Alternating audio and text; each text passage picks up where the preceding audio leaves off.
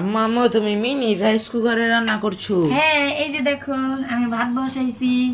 Guys, আমার মতো আপনারা কারা কারা ইফতারি করার পরেও রাতে আবার অল্প অল্প ভাত খান? তা আমি তো ভাত খাই, ভাত না খাইলে লাস্টের দিকে ভালো লাগে না। তো এই যে এই জিনিসটা যে এত মানে কাজে লাগছে আমার, যা বলার বাইরে। এটার মধ্যে আমি ভাতও রান্না করি, ডাউলও পরিমাণ মতো অনেকটুকু ডাউল রান্না করা যায়, আবার ডিম ভাজা যায়, সব কিছু করা যায়, এ টু জেড সবই করা যায়। তো এই জিনিসটাও আমার কাছে খুবই ভালো লাগছে।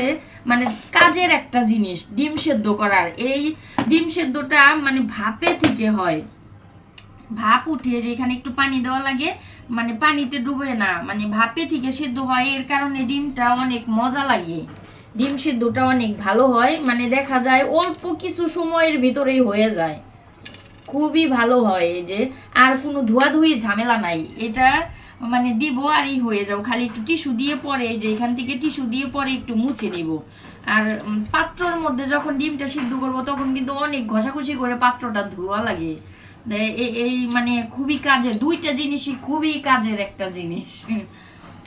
খুবই ভালো লাগছে। আর ছোট ছোট জিনিসে তো রান্না বান্না করতে আরো অনেক বেশি ভালো লাগে, যাদের মানে লোকজন কম। এটা খিচুড়িও রান্না করছি আমি, আপনাদের সাথে একের পর এক শেয়ার করব। আপনারা আমার সাথে থাকেন। আসসালামু আলাইকুম।